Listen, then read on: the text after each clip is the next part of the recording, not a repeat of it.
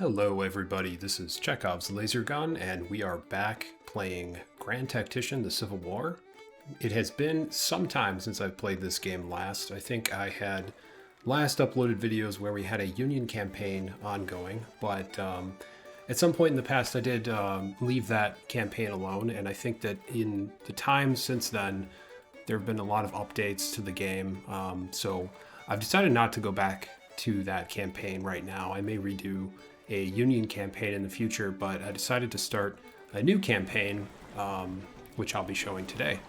Before we start out, I want to talk a little briefly about the state of the game, upcoming titles that have been announced, and then also talk a little bit about the current state of the campaign I'm at. So I'm actually going to be starting partway through into this campaign, actually closer towards the end game. So if you want to skip ahead to see where I'm just playing the game, that's fine. You can skip to the next section and you'll be able to get right into that. So the big exciting news that's come out is that there's a new title that's been announced in the series. It's called Grand Tactician Napoleonic Wars. As you would expect, this is focused on the Napoleonic period. I think going back to the earliest part of Napoleonic Wars all the way towards the end in 1815. So quite a bit of a large time period.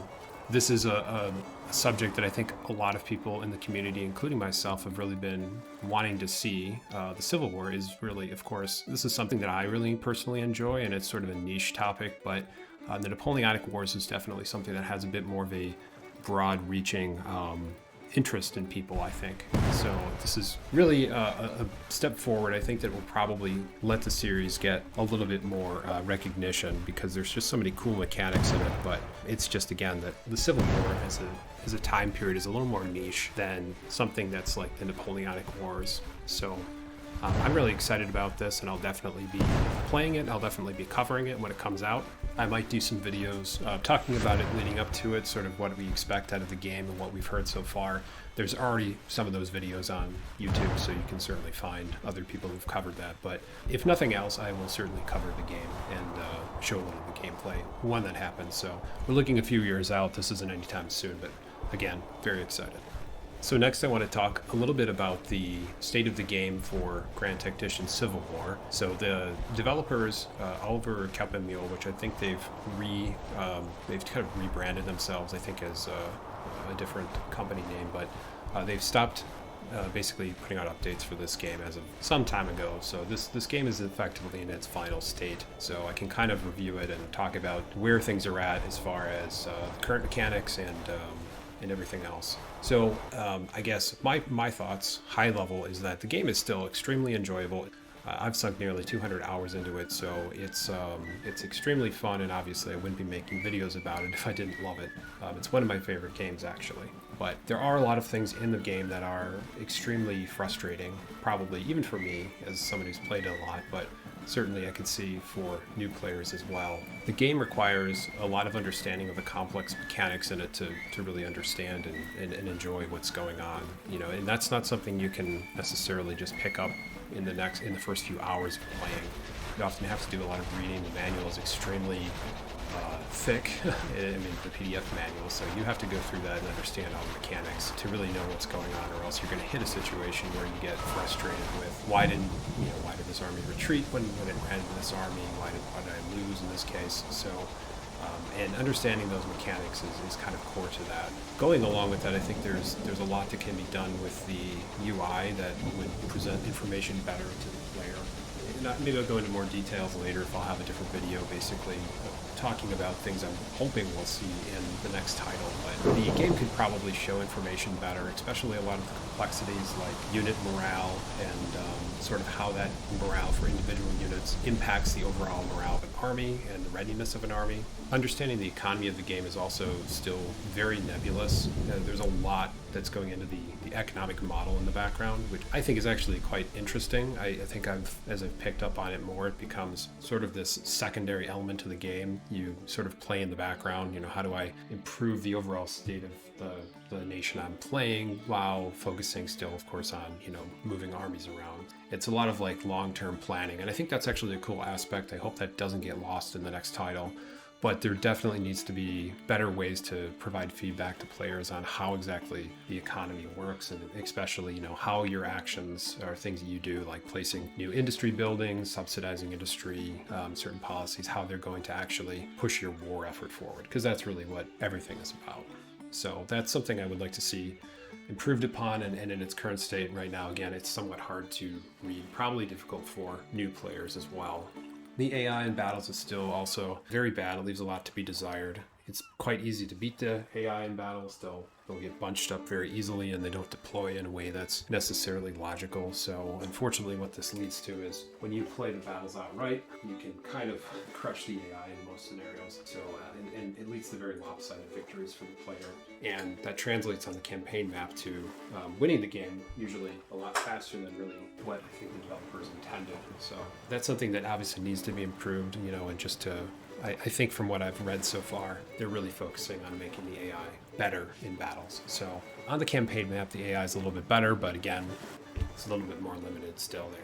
Lastly, performance of the game itself is probably one of its biggest drawbacks right now, both on the campaign map and in the battle maps. Particularly in the battle maps, you'll just get a lot of slowdowns. It really makes the game feel slow. You'll see that the UI and units moving around are just slow to draw on the screen. So that's definitely something that really needs to be improved in the next title. And from their initial blog posts, they've definitely highlighted that they have been focusing on having performance be having really strong performance, especially with much larger numbers of units on the field. So I'm quite hopeful to hear that, but it does make playing this game quite a bit difficult. And in the current campaign, I'm actually not going to be playing any battles on the battlefield map. I'm going to play entirely from the campaign map, just because I think it's going to be a smoother and faster experience. Again, all these criticisms aside, I love the game still, and I wouldn't be playing it or making videos on the game if I didn't, really enjoy playing it. So I do have to give a shout out to them for creating the game itself, and I really hope that the next title gives them an opportunity to learn from some of the mistakes of this game and also the successes as well. For this current campaign, I'm playing as Confederacy this time, just to mix it up. I actually got pretty far into this campaign before I decided to record anything. So this is a pre-war campaign, and I started it back in, February of 1861. It's now currently July of 1863 in this campaign, so we're approaching the end game. The good news is this means that I'll be starting with a much larger set of forces on both sides, actually, so there'll always be something happening. I probably shouldn't have to say this, but given the current political climate, I do want to briefly mention that even though I'm playing as the South, I have no love of the Confederacy, so this, of course, isn't meant to glorify them in any way, even though I may be, aiming to win, of course. I view the Confederacy in its historical context. It deserved to lose for propping up the institution of slavery, but it was also important because it gave us the 13th Amendment, 14th Amendment, and a lot of other reforms. It also redefined the balance of power between the federal government and the states. We decided as a country that, yes, states have the right to generally act independently, but there are also some things that we need to be on the same page about, or we're not really the same country. Slavery being one of them. And in the context of the game, of course, the South is a lot of fun to play as because historically they are the underdog. So if you want a challenge, you have to play as them. But I'll mention this because the game really doesn't shy away from the reality of slavery, and it's referenced constantly. One of the reasons I like the game a lot is just because the main developer, Oliver, is Austrian. He brings a pretty objective view to the historical nature of the context, which I do appreciate. So now that that's aside, let's look at where I'm at in the campaign right now. So as I mentioned, this was a spring 1861 start on the Confederacy side, and for the settings I did choose a medium difficulty or our standard difficulty for the AI. Essentially, that means they aren't cheating. It doesn't necessarily give them any advantages or disadvantages, but I did give them advanced aggressiveness so that they are a little more likely to be attacking rather than just being defensive, which I think makes for a little bit more interesting campaign. Now, for policies, the Union was given all of their standard policies, but on the Confederate side, I did make one change. So Confederacy does have the Old Dominion policy, which gives them Virginia from the start, as well as moves the capital to Virginia. So that is historical, of course, but rather than having the standard other policies, such as the alliance with the natives, which basically gives you recruitment from the Indian territories, I did choose instead to have slavery in the West, which is basically encouraging southern migration into the Arizona and New Mexico territories so that you can recruit from those areas. And in addition to that, I have the Southern Pacific Railroad, which is, again, another ahistorical policy you can choose. In this alternate reality, there was a push for an alternate railroad to get to the West Coast. And this gives the CSA basically additional infrastructure. So you can see literally on the map, we have a rail line that's now connecting off to the western edge of the map. And it also increases the income from trade or from this infrastructure point, essentially. The credit ratings increased for the Confederacy as well. And so it really makes sense in my mind to, if we're going to play alternate history, to have these two policies go hand in hand, because if you're going to be able to recruit troops from Arizona and New Mexico territories, you kind of need to have the railroad to get them to the front, or else, and honestly, it's such a distance from that side of the map that it takes months to recruit from that area. So these two are really an interesting choice. It's interesting how that's affected things, and how it hasn't in some ways as I've played this campaign. Looking at the overall state of the campaign, the Union morale is lower than the Confederacy's at 54 to the Confederacy's 71. National support is a little bit higher on the Union side. Army morale is a little bit higher on the Confederate side. The Union had fielded about 400,000 troops versus the 315,000 on the Confederacy side, which is probably greater than the Confederacy ever actually had in the field at any one time, besides with troop rotations, of course. Total casualties so far are also in favor of the Confederacy, about 180,000 on the Union side, including those captured, and 150,000 for the Confederacy. As far as the state and composition of my armies right now in the field, I have 4 different armies currently defending on different fronts. In the West, I have the Army of the West, and this is under Lieutenant George H. Stewart. It's not somebody I actually know very much about, but he's certainly the one that kind of rose in the ranks in my game, which is kind of interesting.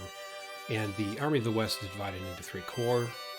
First corps under Wilcox, second under this guy George Randolph. He's like a politician, but he's got a lot of, he's certainly very famous at this point. Then we have John B. Magruder, who's a veteran and West Point graduate. He's the leader of the last corps in the West. And this Army of the West is tasked in general with defending the much wider front line along the Confederacy's frontiers. So we have Arkansas, Missouri, a little bit of Kansas, of course, and the Indian Territory, as well as the western part of Mississippi. So in the very middle here, we have sort of this central region between Tennessee and Kentucky, and this is where I have the Army of Appalachia also defending. These two armies kind of do have quite an area of overlap here, so they kind of move back and forth as they're needed. But this is under Lieutenant General Dabney Maury. He's also kind of risen through the ranks here, but not in the same way as happened historically. And under him he has Dribble Early and this guy Philip Stannard, somebody I really have no idea about in the actual historical context.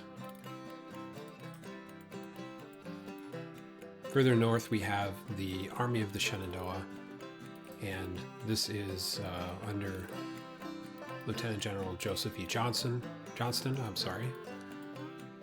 He has First Corps under Roger Pryor, and his Second Corps under Major General Lawrence Branch.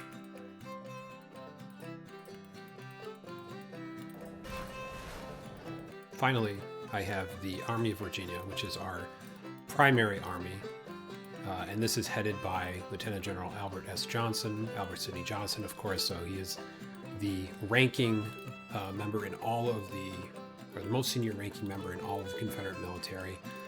This was true in real life, of course, as well. But unfortunately, or fortunately, depending on how you look at it, he died early in the war. He was actually, I believe, one of, if not the highest ranking officer killed during the war, and he died at the Battle of Shiloh, historically very early, I think in 1862.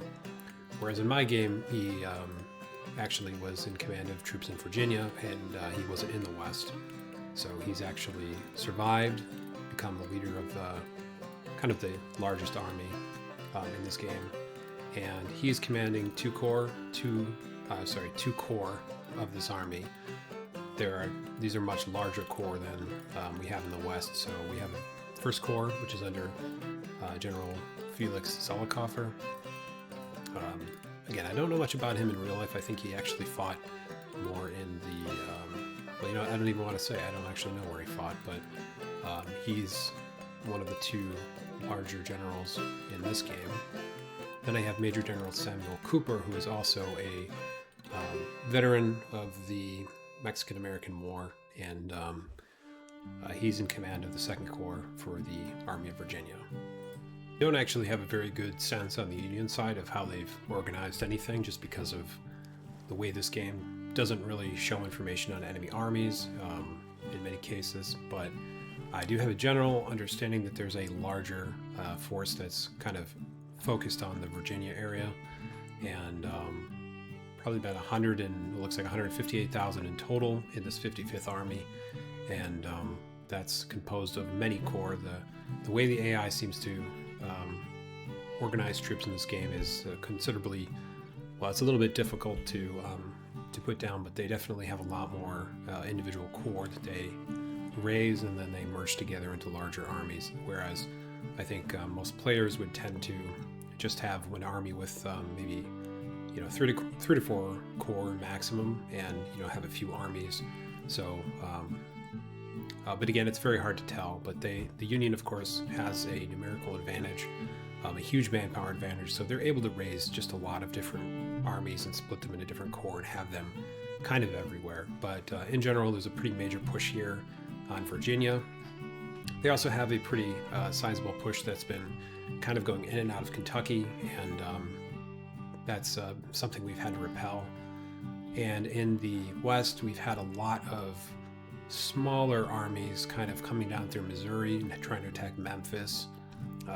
We've also had a lot of attacks on the northern part of Kentucky and Tennessee, or I should say the convergence of Tennessee and Kentucky here on the river. So on this, kind of on the approaches to Nashville, we have two forts that I've put down. I have Fort Clanton, which I actually have garrisoned with about 2,500 troops, as well as Fort Markarth here. And then I have the Western Corps currently defending on the river here. As far as the naval situation is concerned, the Union has focused almost all of their ships in the bay here outside of Norfolk. Historically, the Union did, of course, lock down all of the maritime areas kind of around Virginia very heavily, so that is historical, but the AI actually tends to overly focus on this area, so you can see how many squadrons of ships they actually have sitting here. Almost their entire fleet is now sitting in the bay, where I don't even have any ships here anymore. So I'm not really sure. I think this is kind of a bug in the way that the AI is designed, unfortunately, which means they should be blockading up and down the coast, and they're not. They had sent earlier in the campaign multiple squadrons down along the southern coast of South Carolina, and we did have some squadrons down here that were blockading my ports, but I would say about half a year ago or so in this campaign, I actually built up a sizable enough navy that was made of actual ocean-going ships. So I have a bunch of frigates, side-wheel frigates, and steam frigates, as well as some auxiliaries that helped to force out those blockading fleets. So I actually am almost the entire coast of the Confederacy is entirely clear of Union ships, which is quite excellent, at least from my perspective as the one playing. But I also have in my main squadron here, I have 3 ocean-going armored rams that are casemate ironclad rams that are ready to go. They haven't seen any combat, so I'm eager to actually get an opportunity to send them out and hopefully sink some enemy ships. They're kind of a glass cannon in that they don't take as much damage from enemy ships, but their main attack is actually to ram enemy ships, and every time they do, there's a chance that they sink themselves. And so most of the time in these campaigns when I've lost these rams, it's just been to damage that's been caused to themselves, unfortunately. To recap what's happened in the campaign so far, in 1861, a lot of the opening moves that are pretty standard for the game happened. So the Union pushed into Missouri, and Confederate forces fought in Missouri, and we also fought in Virginia, in multiple battles in Virginia. And initially, the Confederates were very successful, and we won a number of important battles, and we were actually able to push into Maryland and briefly captured Washington. On all of the other fronts besides Virginia, the Confederacy was mostly on defensive, so did not really send out any offensive armies, just because there isn't enough manpower to do so. So we mostly held forts down along the riverways, and held at other strategic choke points along the mountain ranges of Appalachia. In 1862, things took a turn for the worse for the South in my campaign. So the Union in the West was able to take some of the forts along the Indian Territory as well as Little Rock, and I did not have enough forces to really defend against us. They even at one point had armies going down into the Mississippi along Vicksburg, and I was able to force them back, but really this whole area was opened up, and there wasn't much I could really do about it because I had to keep shifting forces to the east. And interestingly, that's kind of what happened historically for a while as well. In the center of the map, we also had numerous battles around Nashville, so we were able to hold Nashville, but we lost our fort up at the confluence of the Ohio and Tennessee rivers, which is unfortunate because that's a really good strategic point in the game. They did not attack very much into the Appalachians from Kentucky to North Carolina, but the Union was able to take all of West Virginia, and West Virginia did join the Union at that point. In Virginia itself, the Union was able to push up and defeated me in multiple battles, unfortunately, just because we had major supply issues. We had a lot of issues with reinforcements, and we did eventually get pushed back all the way to the capital, and we fought at the gates of Richmond itself. But luckily, at this point, we were able to kind of begin to turn the tide back and recruit some additional soldiers, and in 1863, we were able to push back a lot of the gains that the Union had made.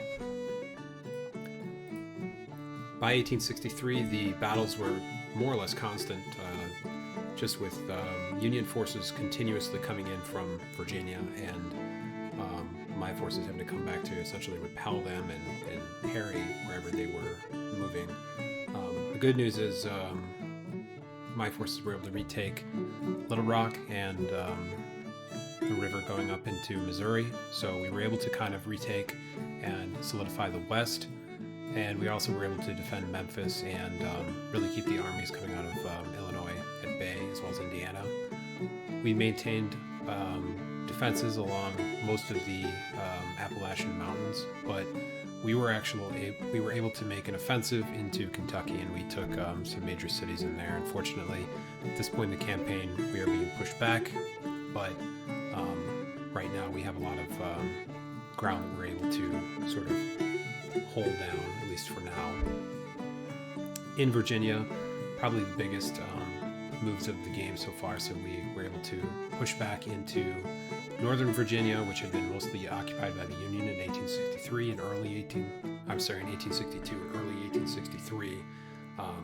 And briefly, we were able to kind of cross the Potomac into Maryland, but that was fairly short-lived. So at this point, my forces are still mostly just repelling constant Union attacks in this area. There's a pretty huge disparity of forces here. Unfortunately, the Union has called the draft, which they have a huge influx of troops. The only good news is a lot of their troop quality is considerably less than ours. So in the actual battles themselves, there's a lot greater chance of victory, and we're taking a lot of prisoners. We actually have about 60,000 total prisoners taken. And that brings us to the state of the game as it is now.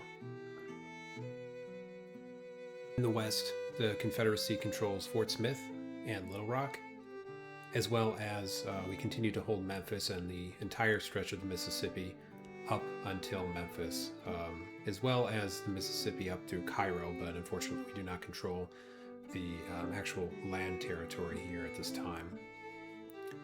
This area is mostly managed by and under the protection of the Army of the West.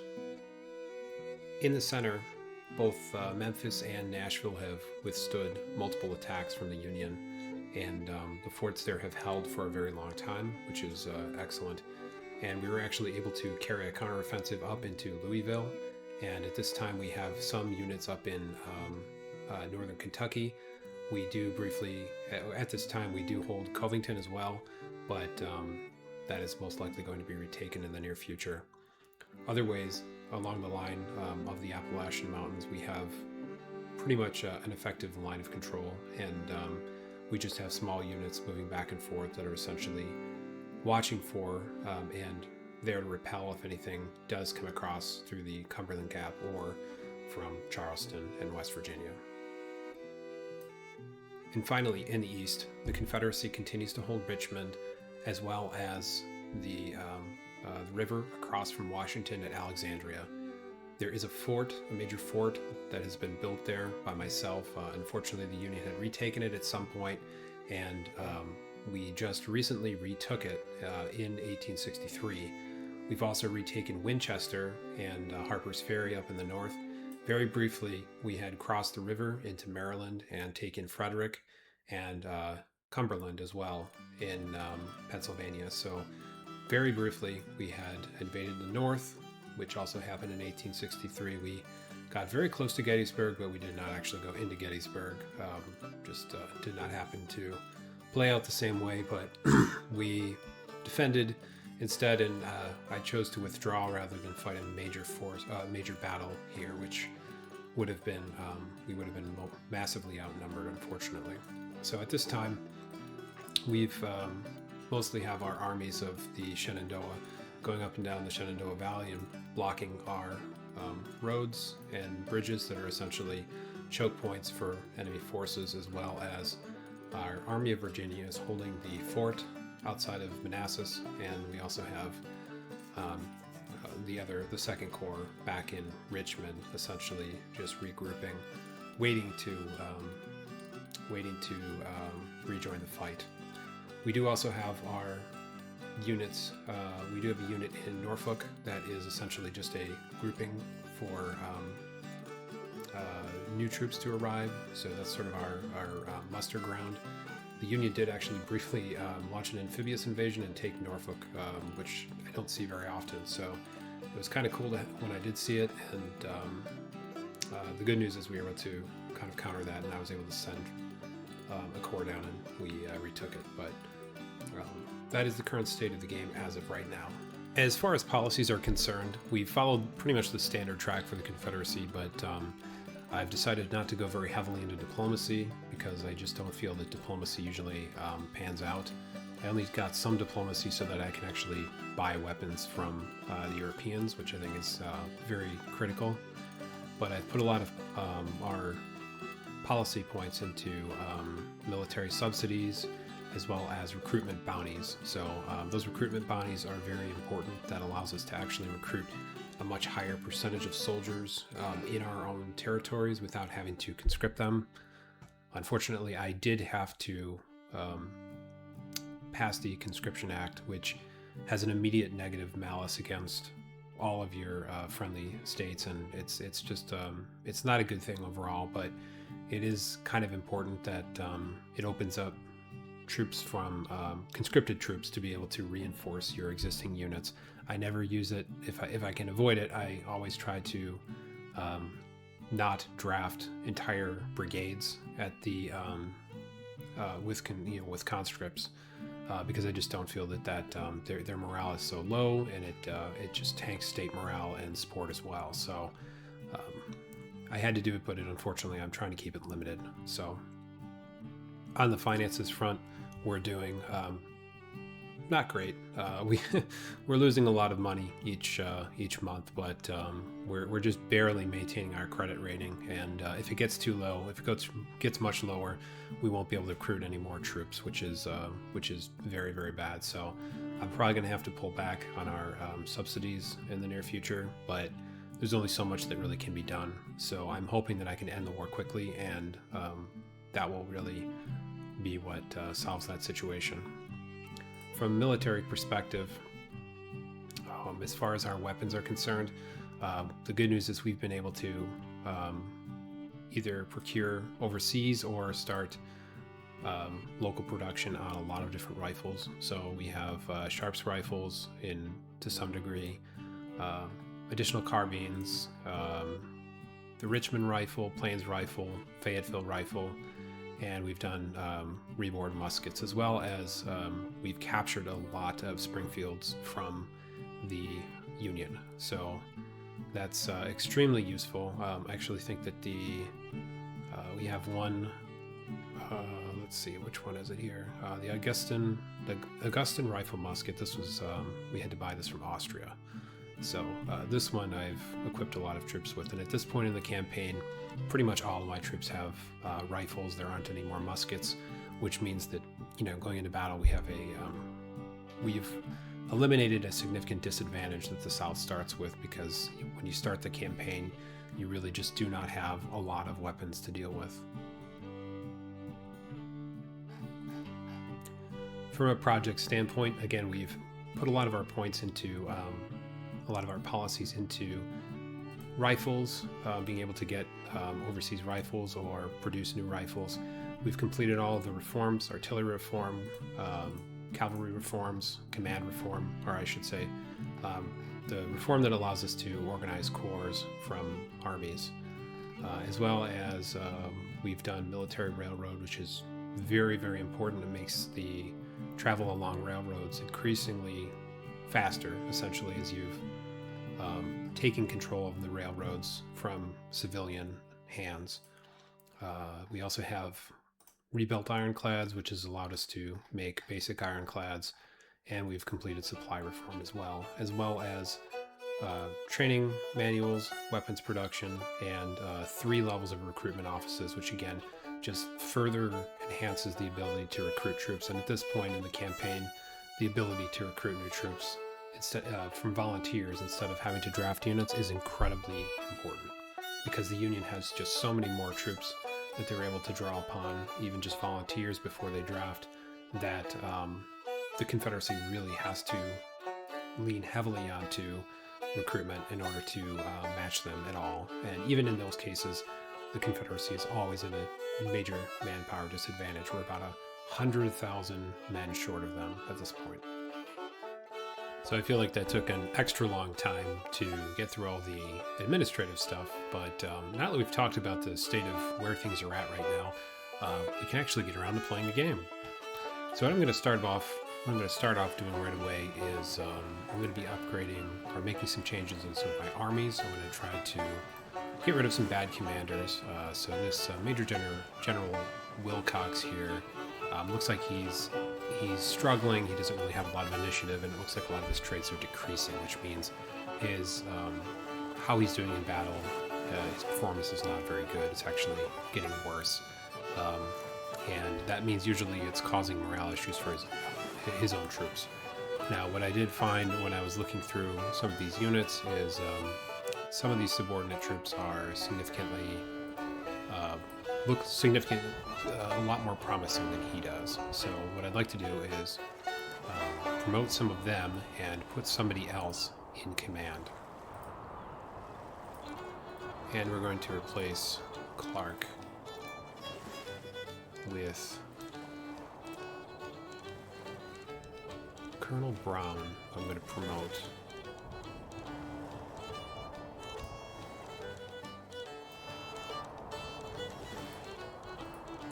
Yeah, he's going to do much better for this division. I also don't think this guy is doing particularly well either, so I'm going to replace him as well.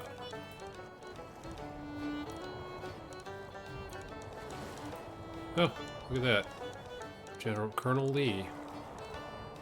I didn't even realize he was still down here, so in this version of the game, Colonel Lee never progressed past Colonel, and he's actually been assigned as a brigade commander, so he's commanding an infantry brigade, and I kind of forgot about him.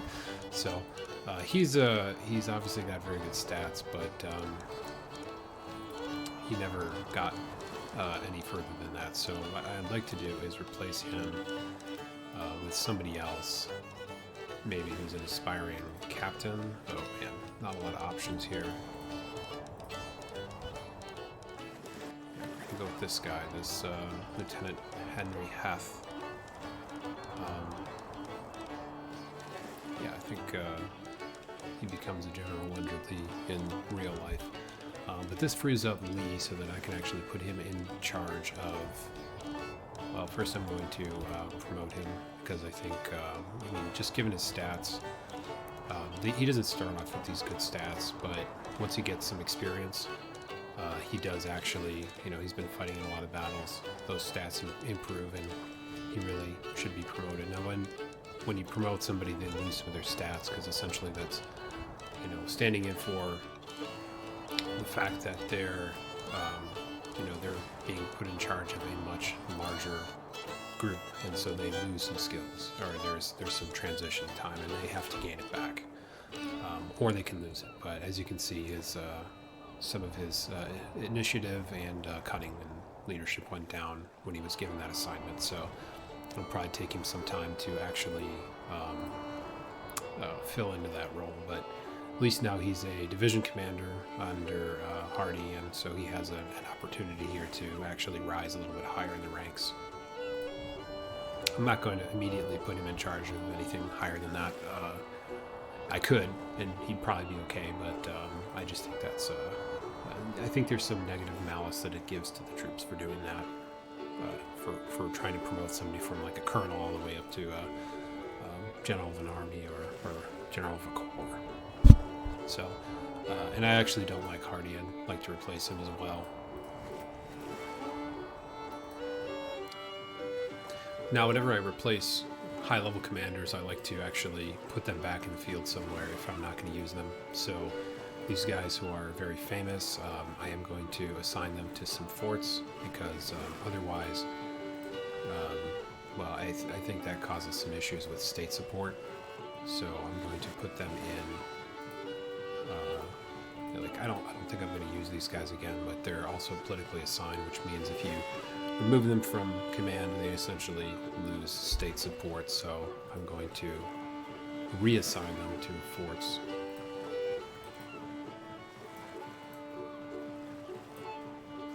In this case, guarding Louisiana. So probably not going to see these guys ever again. But that's okay. They did their part. And now they're going to get to tie her into a cushy job, essentially, guarding a fort. And it's always good to put the politically assigned commanders in charge of forts or garrisons, just because it lets them, kind of keeps them out of the way, and they don't get into feuds with anyone else. And it means that their state support is pretty stable. Back on the policies front, I am going to also get the next level of recruitment offices, recruitment level 4. So what that has done is now my number of available volunteers is up to 20%, or plus 20%. It takes a long time to refund the subsidy, but we'll keep pushing that as long as we can. I'm actually going to further decrease some of my subsidies into the military because I need to balance my budget a little more. As well as agriculture and economy. And politics. Actually, we'll leave politics because I can use that to boost my credit rating. Oh, I'm sorry, I can use politics to do some other things as well.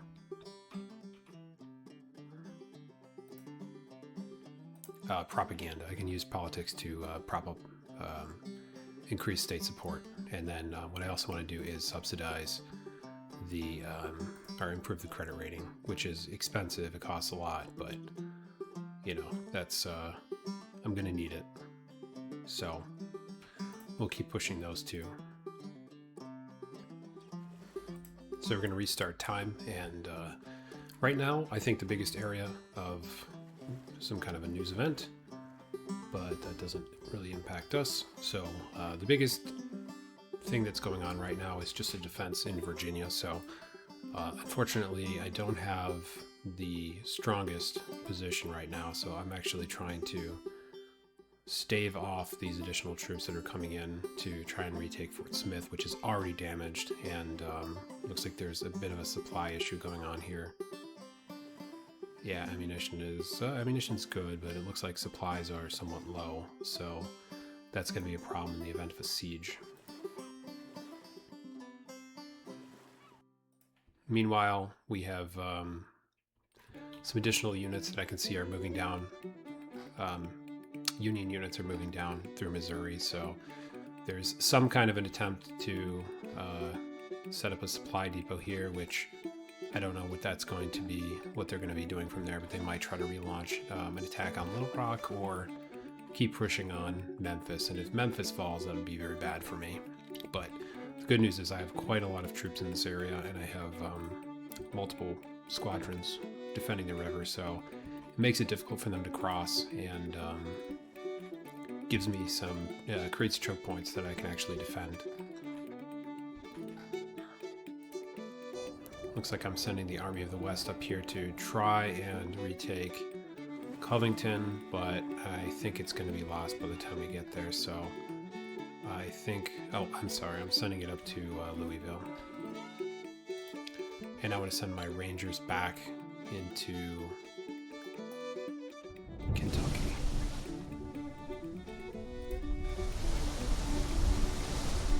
Okay, so we have an engagement.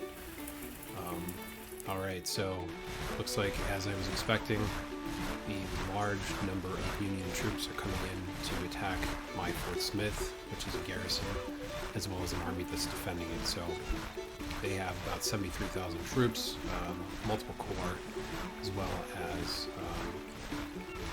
well, it looks like it's this 55th Army, whatever this is. So I think that's just the commander, but I only have a garrison, which you can see the morale is quite bad, but I also have my Army in Virginia, the 2nd Corps here as well, so I'm going to deploy to defend.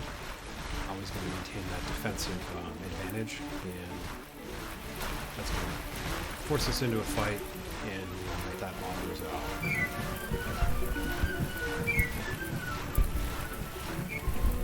So right now, it looks like the Union is projecting to win this battle, if I don't do anything. But what I'd like to do is, unfortunately these guys are not in a great position, but I can send them in to assist.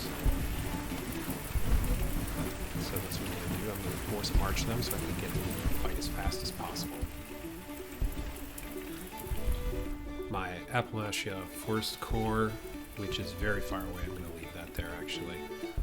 I'm going to send the Army of the Shenandoah, the 2nd Corps, to assist.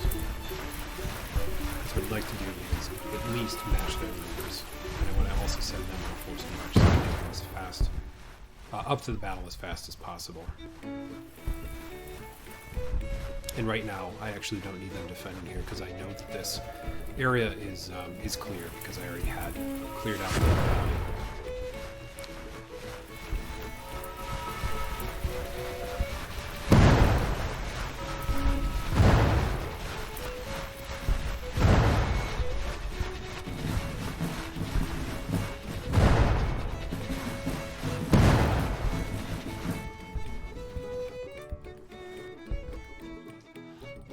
Now, one thing that I always have found is good to do is not commit all my forces into a big battle, because when you're in a battle, it's very hard to disengage a single unit.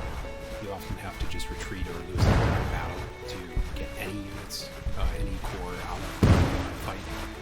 And retreating from a battle has massive morale losses and readiness losses, so what I prefer to do is actually leave back some troops and not engage them in the fight. So if I do need to, then I can call on them to, pair in a different direction if I need to, let's say, defend from an unexpected attack. So that's why I've sent out these scouts. I have just a cavalry unit that just doesn't have a lot of men in it. Their only job is they're on scouting duty. So I'm sending them up into the mountains of West Virginia just to make sure we don't have another army coming through, because they've been pretty consistently sending armies down from Charleston. And unfortunately, because of the terrain here, you can't actually see them until they're almost right on top of you. So, and they've taken Lynchburg at least once before.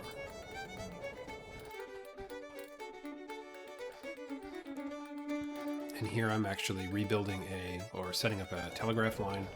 So I'm trying to set up a new telegraph network that I think I've turned it off, but it is actually set up as of now, I believe, but there wasn't originally a telegraph line going down the Appalachian Valley, so it basically slows order delays down, or creates order delays, which I don't want, of course, so that's why I've created this telegraph line here. Alright, let's see what the result of this battle is. I have one of the units going down. Speed up time. So the good news is, what we're seeing is that we have essentially matched their forces, and they're taking a lot more casualties than we are.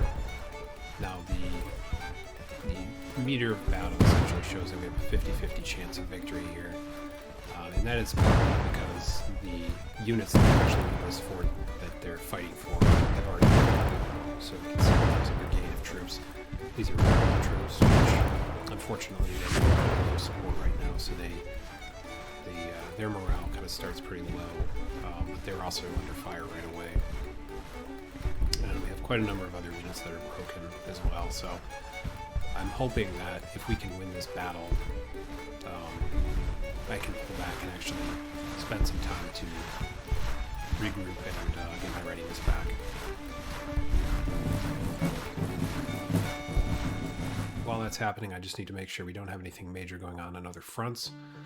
There is a Union army that's been across from Memphis, or just north of Memphis, for a while, and I have not decided to attack them. But I do see that there's a lot of armies coming up here.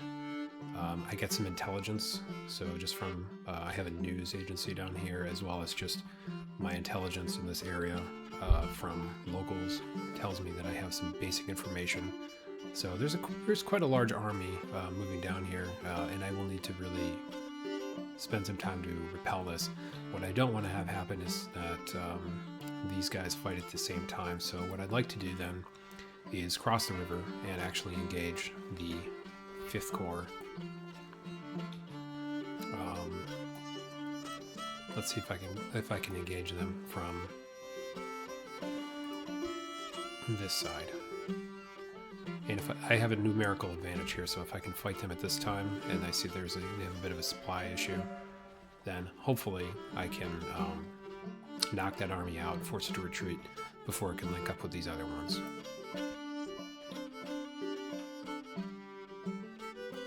I'll send these rangers up here and try to get a little more information on these units that are coming up. Meanwhile, we'll switch back and take a look at the battle.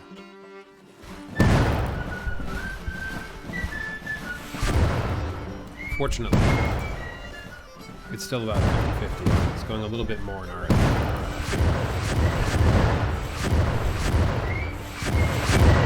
As you can see, there's some additional corps moving up here. We have north by Winchester. They're retaking Winchester right now, but I need to be prepared in case they come down and attack. So it looks like we are actually engaging up where I had intended along the river. So we have our Army of the West 3rd Corps, and they are coming into contact with the 5th Corps, the Union's Army of Arkansas. So I'm going to auto-resolve this battle, as I've been doing so far in this campaign. It looks like the good news is, since we have a numerical advantage, we actually have less guns than they do, but we are projected to win this battle, so I do feel pretty confident about that. And I can also send these troops in to assist, which is nice.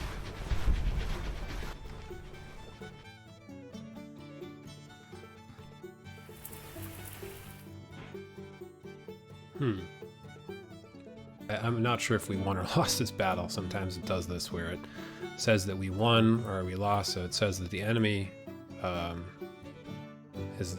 we've captured 12,000 of their men,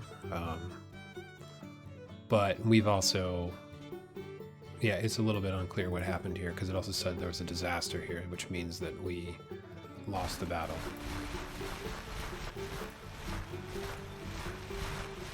So there are some weird results that can happen when morale is low, and I think what happened is we had defeated some of their troops, but it looks like our army is actually in retreat.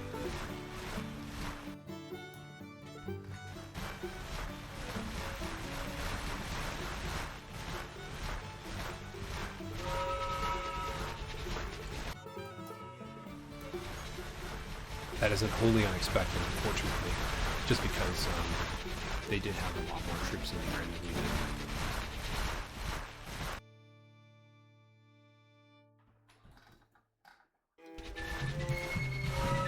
Looks like our supply situation actually ran out, so this is pretty typical. Unfortunately, it looks like, yeah, we ran out of ammunition entirely almost, so that often will force the end of the battle, even if you are winning significantly.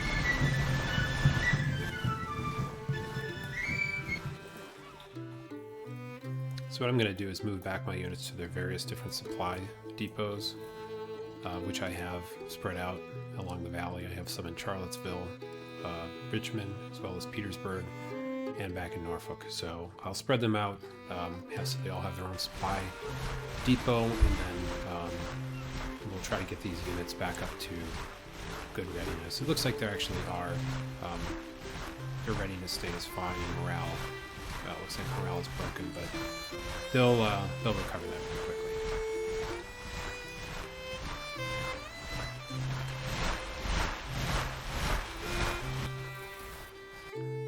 So, rather unfortunate end, but that's sometimes how it goes.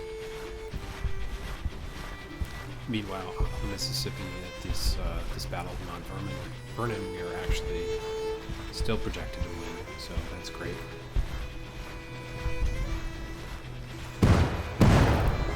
I really enjoyed playing this campaign only with auto-resolve, because it plays a lot more like, oh, there we go, yep. So we've won that battle, captured some rifles and some enemy soldiers. Very good. But yeah, it plays a lot more like Hearts of Iron, and that you just really have to concentrate on your grand strategy of, you know, having enough troops, enough armies in the right place, being able to move units along interior lines, and not worrying so much about the tactical decisions in each battle. So due to the length of the play session, I ended up splitting this into 2 videos. Thank you guys for joining, and I'll see you in the next one.